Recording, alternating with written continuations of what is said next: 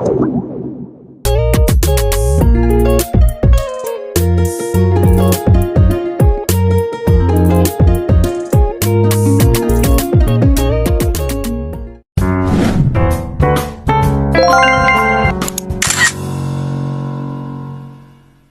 right. Welcome everyone to a new episode of our podcast. Today we have a very special guest and we have a very interesting topic to talk about, especially because it's about my home country, Egypt. So let me welcome our guest first. Our guest is Dr. Bassem El-Bendary. Bassem is a social studies teacher and a teacher educator. He's been in the field since 2014. He's engaged with alternative and traditional education throughout his career. Bassem has also recently earned his PhD in social studies education. Congratulations, from Teachers College, Columbia University. His research engages with privilege studies pedagogies and its intersection with class consciousness and transformative learning. Bassem, welcome. Thank you for having me so much. How are you doing? I'm good. I'm good. Alhamdulillah. Everything's fine. All right. So I'm so excited to talk about this topic of privilege and transformation in education, especially in the context of Egypt and class privilege in Egypt, and how education contributes to kind of bringing awareness to um, the socioeconomic class differences in a country like Egypt. I mean, you know that I read your research on privilege and class, and I was fascinated about it. So maybe you can talk to us today about this very interesting research. So let me start with asking you, what sparked your interest in this concept of privilege, socioeconomic dynamics in education? First of all, I want to thank you for reaching out. You're probably one of the 5 people who read the dissertation next to my advisors. So thank you. And I was pleasantly surprised when you reached out, and we had a long conversation about that. And I think for me personally, what attracted me to this topic in general is a personal story, a personal history that's interrelated with Egyptian history, and like the cliche goes as like research is me search in a way, because it's in many ways the topics we choose to research about in our doctoral studies are usually like topics that we have to be really really invested in, because you spend Mhm. so much time going through them. This thing about social class, the personal part of it is related to my own experience. So growing up in Egypt, I changed many schools throughout my journey. Like growing up, we were first living in the Gulf in Qatar for a couple of years. There, I went to an international school. Then I came back to Egypt, and my parents enrolled me in like a private but a national school that teaches the national school in Egypt. For those who don't know, there are English national schools where they teach the Egyptian curriculum, but in English basically. And Mhm. then I changed many schools, and I ended up going to an international school again in Egypt. And for those who don't know, international schools are like private schools that offer diplomas that are not Egyptian. So you have a wide spectrum of those. The most popular of them are American and British in Egypt, basically, but you also have like some German, some French. I went to the German school personally, specifically. And I think for me that the transitions between schooling were also a transition in my own parents' socioeconomic class. Like as they achieved social mobility, they were also trying to improve my education. And with these shifts, there was a lot of baggage that came with them, and a lot of things that I just grew up thinking about, and some of them are like intertwined with like personal stuff, but some of them are just stuff that I saw around me. So in the school, like in our school, it was like more of a German cocoon within the bustling city of Cairo. And this German cocoon had things happening in it that you wouldn't see outside. So, for instance, you had PDAs, public display of affection, within the school borders. You leave the school, and then you're in the middle of Cairo, which is more leaning on the conservative side. Like you wouldn't see a couple like showing affection in an intense way. Mhm. To say. So you had these discrepancies, and then there were also the discrepancies that I personally carried with me, which are related to like just thinking a lot about my own socioeconomic class within the setting and my parents. So one of the things, for instance, just to and I think this is always the example I use, is how my father spoke English. It's something that I carried with me because he had an Egyptian accent like most Egyptians, but there was some sort of shame related to that when it came to be displayed in front of others, peers specifically, and it's something that I grappled with. So you had all of these intersecting pieces, and they basically fell into my research topic, which was okay. How can we engage with socioeconomic privilege in international schools, and what does it mean to engage with it? So that's the personal part. Mhm. The other part that I would add, I'm sorry, this is taking longer than expected, but the other part that I would add would be the Egyptian history, then the contemporary uh, aspect of what led me into education in the first place, which was the revolution in 2011.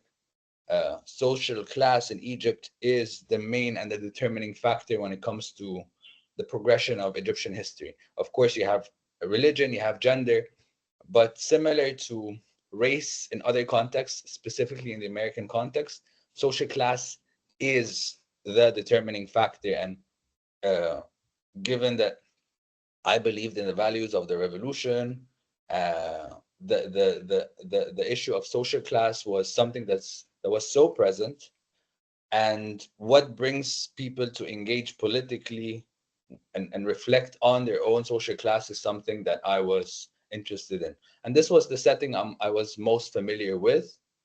So it meant that um, I could be an insider and engage with it in a more critical way, I would say. Mhm. Oh, that's great. And for our audience who's maybe not very familiar with the concept of privilege, so how would you define the socioeconomic privileged students, especially in a context like Egypt? Okay, it's today in 2024. It's a very hard question to answer, not because there is no definition, but because of the volatility, the economic volatility that's taking place, that's leading to instant and constant shifts in people's household income. But household income is not the only signifier of social class. So the way I approached this research was more of like Bourdieu's um, definition of social class, which basically, in more like Marxist terms, social class is purely based on the material, what we can touch, what we can hold, be it money, be it cars, be it. And then Bourdieu expanded this definition, and for Bourdieu, it was, yes, there is economic capital, which is very important, but then there are different types of capital. So there is social capital. Social capital is the capital you gain from the network you have, basically the access you have, which is something that a private schooling gives you, or uh, the networks that your parents have and afford you. So that's one aspect. The other one is cultural capital, which is basically the intangible things that work as signifiers of social class. So this could be I grew up going to the opera, right? That's a signifier of something. It doesn't necessarily mean that you grew up rich, that you have a lot of money, but that there is a specific cultural element that Mhm. signifies your social class. So this the intertwine between these three or four types of capital informed how I approached socioeconomic class in my study. Mhm. So in Egypt, maybe to just clarify this point, so in Egypt we have generally three types of schools. So you have the public schools funded by the government, and those schools are basically free of charge, right?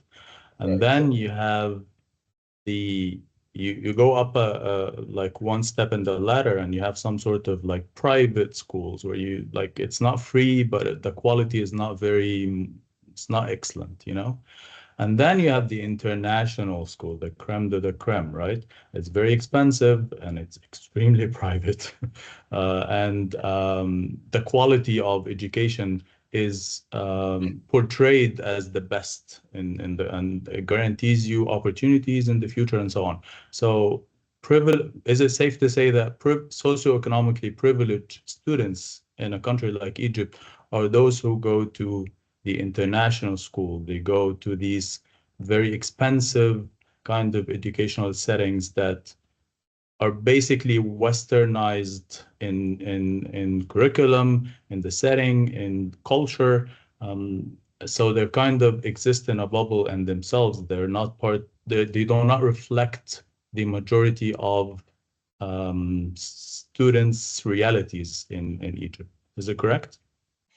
Definitely. In general terms, this is correct. However, there is a spectrum. So Mhm. even within these international schools, because you're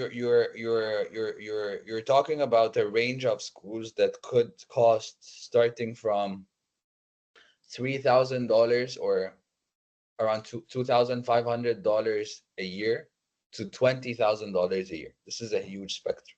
Mhm. So the way that some researchers approach this dilemma of, okay, all of these are international schools, and definitely all of them are privileged.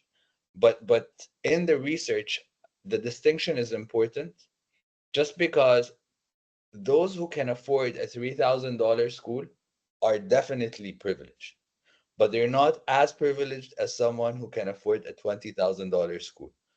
Uh, and this reflects on the parents. What do they do? Because in the research they call these semi-international schools. Uh, they have a different. They do provide a Western curriculum, but in actuality they also tend to have a more conservative cultural component, and they produce this very interesting mix of culturally Egyptian but Western curricula, and I think they're a very interesting product. But also the parents in these schools are well off. They work like professional jobs. They belong to the professional class, higher managerial positions, but they don't necessarily make the $20,000 a year type of salary, right? The other international schools, these are like then they tend to be much more westernized, and you can see this also in the teachers' composition within the school. Uh, because of the increase in the dollar exchange rate that's been happening in the recent years, some of the semi-international schools used to have some foreign teachers. Foreign as in Western, I mean specifically Western. And there is the concept of someone who has an American or a British passport, preferably white and has blue eyes to sell this internalized colonial blah blah blah that citizens of the global south like to tend to have. They used to have these types of teachers, but they can't afford them anymore. So you can see in the demographic of the teachers, they're mostly Egyptians now. But the other schools that usually charge in dollars still have the Western white, blue-eyed teacher, and this is Mhm. where the the expenses differ. Mhm. Yeah, this is very interesting. And actually, I'm glad you mentioned the white blue eyes because it used to previously used to be, oh, we have native speakers of English, whatever. But now they even look at the race and the how they look at. I mean, if you can have some native speaker from South Africa and the official language is English, but no, we need some sort. We need to sell our product to those who are fascinated by the Western culture, so we bring this to them in Egypt. Yeah, this is interesting. Yeah. Right. Okay. So, um, would you tell us some of the key findings of your research, what you found regarding students' perception of privilege and class privilege? Definitely. So let me just take a step back and just give your viewers a quick summary of what the research was about. Mhm. The students we're talking about are definitely privileged, and the research took place in Cairo. Cairo is a city that has been changing rapidly in the past 10 to 15 years. The setting of Cairo is expanding, and you're having like new suburban elite areas that are being populated by uh, uh, richer residents of the city, and they tend to leave the center. In the past, international schools used to be still in the center, so the relationship of the students with the city was different. Was you were still part of a city. You can see poverty because poverty is very can be seen on a daily basis in Egypt. But now that the schools are located in these new suburbs and the students as well, so these students are truly fully isolated. So the question I was trying to engage with is, can a curriculum at an international school that focuses on socioeconomic class in its broadest terms and the privilege that comes with it, can it help transform their ideas about themselves and about the other, uh, about their own class position, about uh, engaging with the realities of the world around them, burst the bubble, so to say. And basically, what happened is the first part of the research was a collaborative curriculum study where I worked alongside 8 brilliant teachers who created two curricula. One of them focused on social class and education, and they created like this 15 lesson thread. And the other curriculum was about social class and family mobility, family histories, and social class. Was the one that ended up being turned into like actual lessons with lesson plans with like the whole meat of what you need for a unit to be implemented was the social class and education unit, and two teachers took it on, and they allowed me to enter their classrooms and see the implementation of the curriculum. So throughout the journey, I interviewed 5 students and 9 students. Sorry, 5 students and 4 students, so 9 students all in all. It was a qualitative research, and I traced their journey before and after. And I had some criteria about their awareness. So I tried to choose students who seemed, in a very superficial way, of course, not like more of the isolated type, and engage with them through the journey. The journey took 6 weeks for the units to be implemented, and they were applied in two different schools. One of them was actually one of those semi-international schools that cater to the, in simplified terms, to the upper middle class. and the other caters to the upper class, basically, the richer portion, right? So that was the research in a not in a nutshell, but that was the process. So your question, back to your question. Your question was, what were some of the interesting findings, right? That was the Yeah. so okay. First of all, like I think for me the interesting findings are, one of them is definitely how their consciousness around uh, poverty develops. So one of the godfathers of like this thread of a lineage around class consciousness and is a Brazilian educator, a well-known Brazilian educator called Paulo Freire. And Paulo Freire, for Paulo Freire, the the stages of consciousness development for those who are oppressed, and let's underline the word oppressed, uh, begins with blaming the self, and then thinking about having like magical explanations of the, I'm sorry, it's the other way around. It starts with having magical explanations. That's how he framed it. And magical means more of like on the religious side. And we in terms of like God created poverty, we're poor because of God. So you link it, the explanation, with God, and then you blame yourself. You blame, I'm lazy. We are poor because we're lazy, and then you reach a critical level. It's very simplified, but in general terms, in a nutshell, that's how it's portrayed.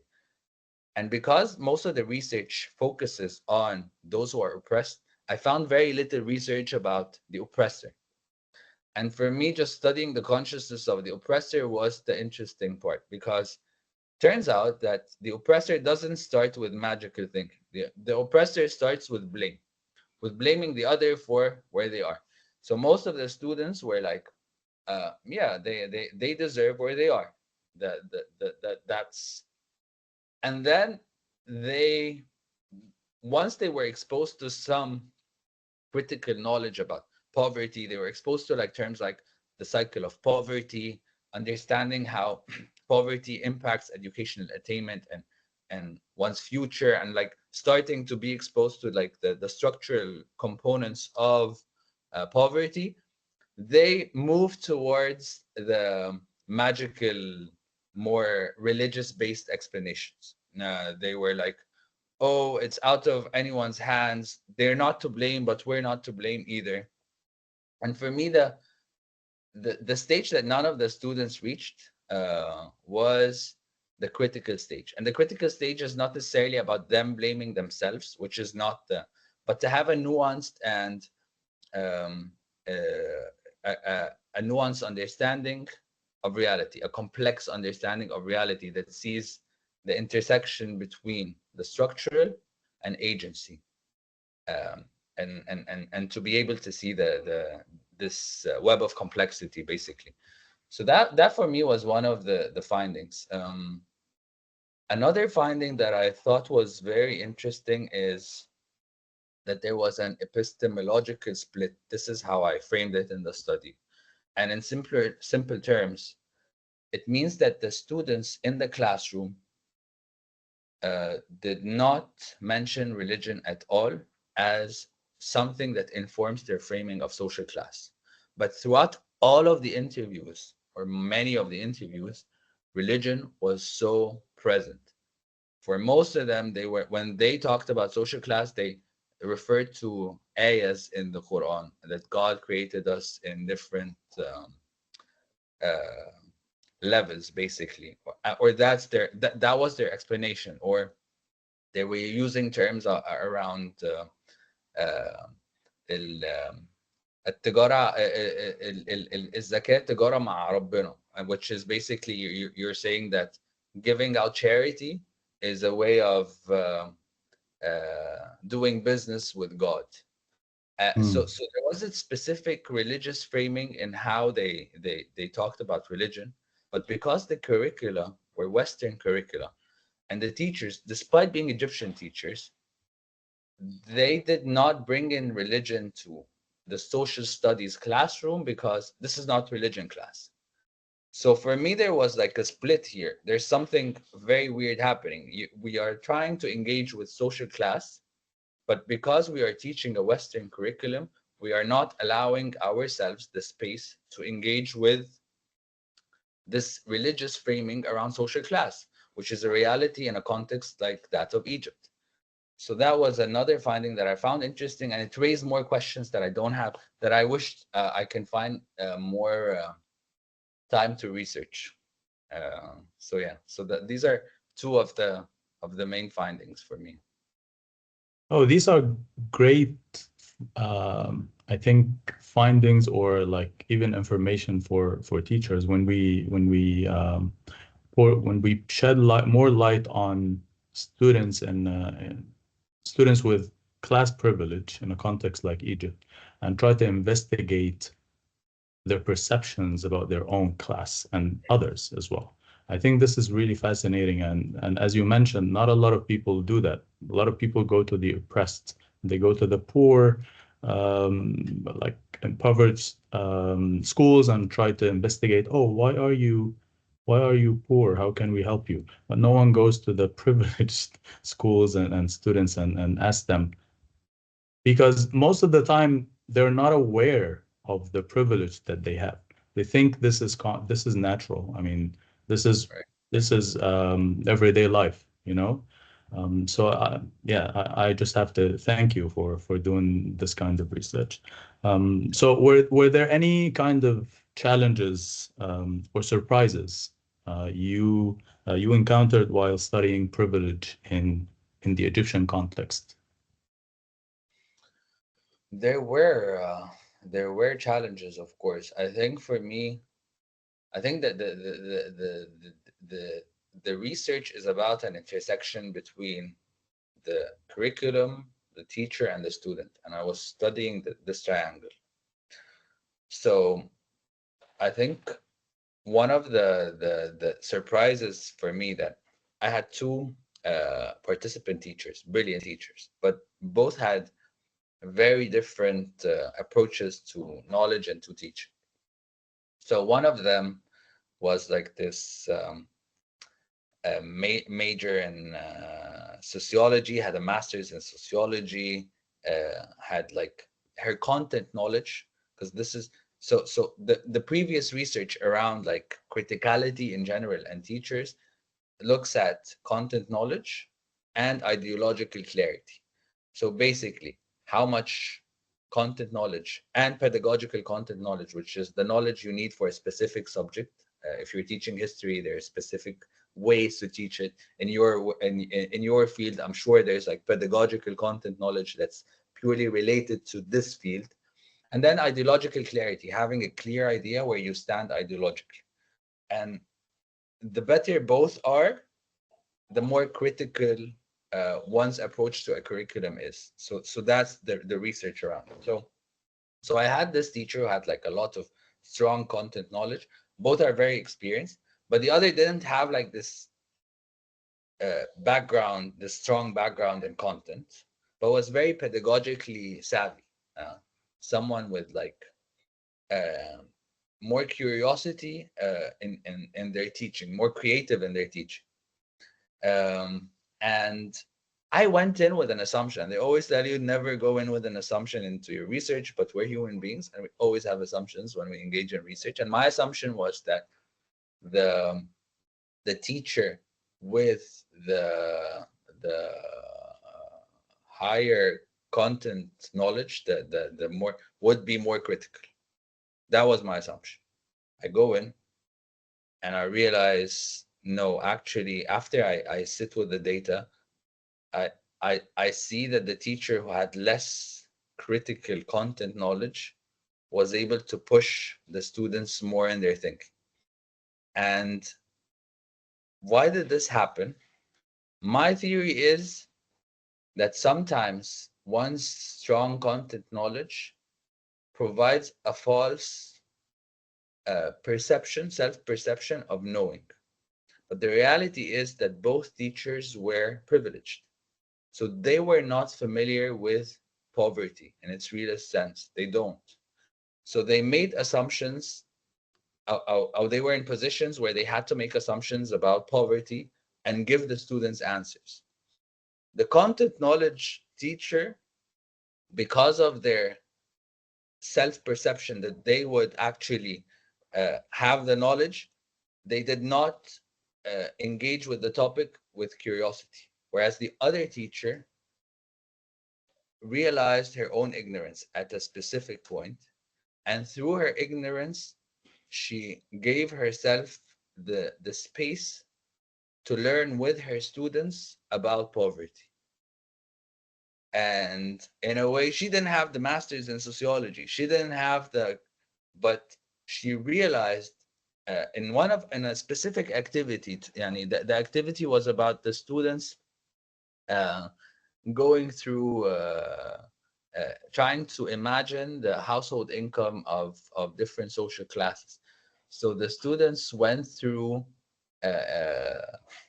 Instacart, like shopping websites that are for richer individuals, I would say, and they created shopping carts through these apps, basically, for the working class, for instance.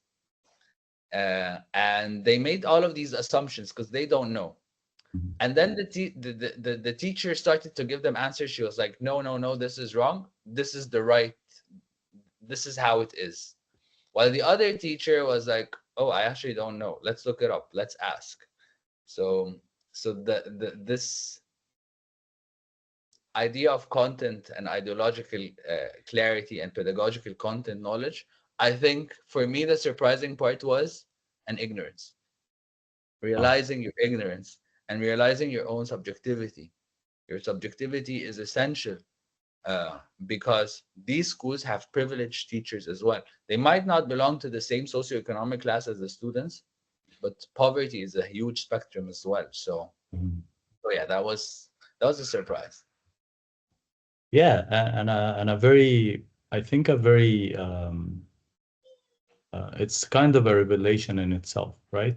So sometimes you're not aware of this kind of, as we mentioned in the beginning, the privilege that you have, you're not aware that it is a privilege. And when it comes to teachers, if we move from socioeconomic privilege, there is also the number of years privilege, right? So, oh, I've been in the field for 20 years, I know it all. But the other one, it's a spectrum as well. So the other one on the beginning of the spectrum, oh, I only have like 3 years, 5 years, I still have a lot to learn. And this is kind of fuels their curiosity and pursuit to improve in the field. So Right, sometimes it's a curse in disguise, the experience, right, right? Yeah. right, right. Definitely, and I think the reading I always I'm reminded of is the Ignorant Schoolmaster. Uh, I forget the name right now. The the of the author. So it's like a seminal reading, but that's the main premise. It's like ignorance and realizing your ignorance can be a huge driver in inquiring about knowledge and learning. And in the case of teaching, I think sometimes the experience that you gain works as a shackle rather than a liberatory tool, because you are confined within your mind by your previous experiences. But teachers who are new in the classroom tend to play around much more and try things out that actually might lead to more interesting things in the learning, in their own learning process and the learning process of the students. So I fully agree. It's a Yeah, privilege. totally. All right. So based on your experience and insights, how can education in general um, either reinforce or challenge class privilege in a specific country, and let's focus on Egypt for the sake of discussion. Right. It's a very hard question to answer, honestly. It's I think, and it relates also to the challenges question in your research, in your questions. The challenges with private schooling is that as institutions, they directly lead to the reproduction of social class. So whether we like it or not, so they will never ever be revolutionary institutions. It's hard to happen, and this is one of the main challenges that I got from people who from peers and advisors who looked at the research. They were like, what are you talking about? Like, are you asking young people to give up their privilege and be part of a revolution, or be part, not necessarily a revolution, but like be part of change, of like actually giving up their wealth? Are you crazy? And I agree, like that's not gonna happen. It's but I think that there is also another reality. So there's also the pragmatist approach, which is these are young people who are uh, destined to be in positions of power, whether we like it or not, given all of the things we talked about. So at least if you reach a point where one is just aware of the structural components that lead to poverty and one's role in it. And by the way, it's not a it's not a binary. Like, after all, we all have oppressor and oppressed positionalities. I chose to focus on social class, but there is gender involved, and gender has something to do with social class, but also has, like, the girls in these classrooms had very different experiences on the street, and this is something that I did not engage with. They didn't go. They didn't take taxis or Ubers. They didn't walk around the city. Whereas even the boys, they had this privilege of walking Mhm. in a man's body in the city, and the girls did not feel safe to. So, and actually, in a way, their social class served as a protection, and I can't uh, blame them for it. So it's a very different ball game. So we do have these different positionalities and aspects, and but if we focus on social class, yes, they can play a role by raising one's awareness and knowing that you have agency in the wider spectrum of things. And doesn't necessarily mean that you're going to change the world. I don't think so. But it means that knowing, just knowing, means that you have a bigger responsibility. And I saw these changes happen in the students' ways of imagining how they're going to approach poverty in their daily lives. When we imagined what they would do, how they would do it. Before the research, they were just like, I'm gonna give them money, or they're gonna, or they said, they deserve where they are. The shifts that happened in how they imagined helping out were more complex. They were like, oh, I'm gonna buy a laptop and an internet subscription for X amount of people, because I think education, this is one way to break the cycle. It's a very simple, and it's not going to change anything, but it's much, much more critical than just saying, here are 200 Egyptian pounds, go do whatever you want to do, Mhm. right? Yeah, and I think to add to your point, educators have a very important role. They're not going to change the world but in a sense, they're gonna change the world. So even bringing awareness or consciousness to students who are in or already are in a position of power, and in the future are more likely to be in positions of power still. Um, Imagine. if these future leaders of a country or a state, they approach their positions with awareness of the social classes that exist in their context, uh, against those who approach their positions of power with ignorance. They don't know that those people exist. They don't know what they need to improve and attain what they want to attain in life. So even being aware of the different social classes that you have and what it takes to be part of a specific social class and what package comes with it, I think this is more than enough to change the world. Because in education, we're shaping minds, right? So your students are going to be doctors, going to be ministers, they're going to be lawyers, and so on. So it goes beyond this curriculum that you're teaching in classroom. Don't you agree? I do. I definitely agree. I think um, I think on the long the our game as educators is the long term game. So I definitely agree, and I think also there's a point that you mentioned, which is actually knowing that you don't know is such a humbling experience, and is in of itself uh, a huge plus, and a huge lesson, right? And Mhm.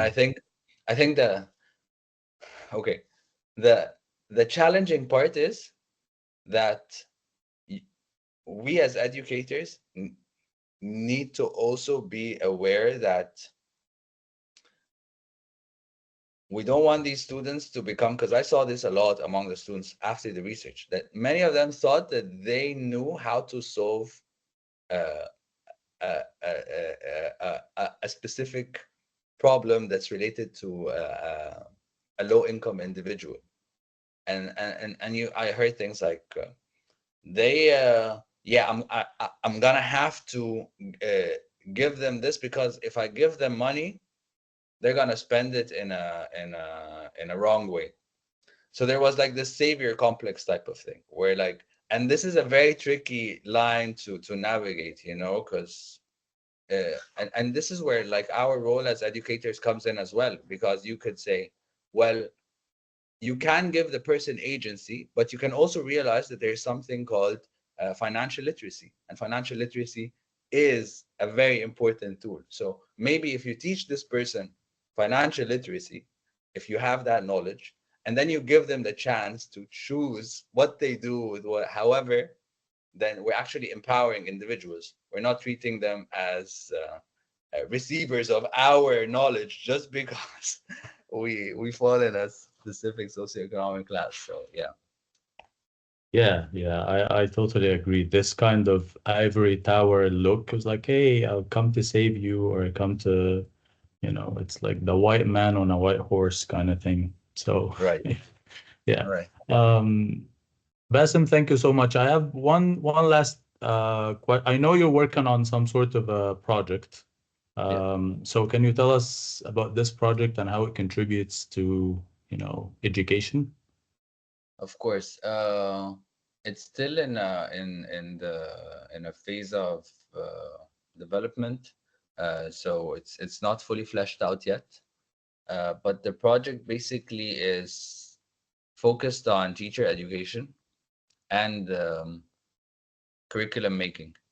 And basically, it has a focus on humanities in general, in high schools and international schools, and trying to figure out ways to teach teachers how to make curricula that are critical, um, and because it's a skill that unfortunately in our ecosystem is not uh, given much attention. And part of it is, it's not just in Egypt, by the way, it's everywhere, but part of it is uh, the infantilization of the teacher, treating teachers as robots who teach lesson plans and not as individuals who can actually create a lesson plan. And for me, there is something that needs to be challenged in this discourse. And of course, there are tensions there around what do you teach, how do you teach it, and it requires a lot of work, but it needs to be challenged. And for us to challenge the Western dominance on curricula in international schools, we need teachers who feel comfortable and confident enough to actually just apply their knowledge and their tools and their experiences, and let their students bring in their experiences into this curriculum and make use of it, because it's not like we should throw out the curriculum. There's a lot in it that can benefit us. It's as educators, as educators in the global South, and as Egyptian educators specifically. So this is the project is mainly about this gap and engaging with it, basically. I think this is a great project, and I can't wait to have you here again when you finalize the project and it's ready to launch, so you can talk to us more about it. Bassem, thank you so much. I don't want the conversation to end. It's really interesting, but we have to be mindful of your time and people's time as well. So thank you so much, and have a great rest of the week or whatever. Thank you so much for having me, and it's been such a pleasure getting to know you, and for giving me this platform, and to talk about my research. So thank you. Of course. All right. Thank you, and thank you everyone for watching, and see you in the next one. Bye.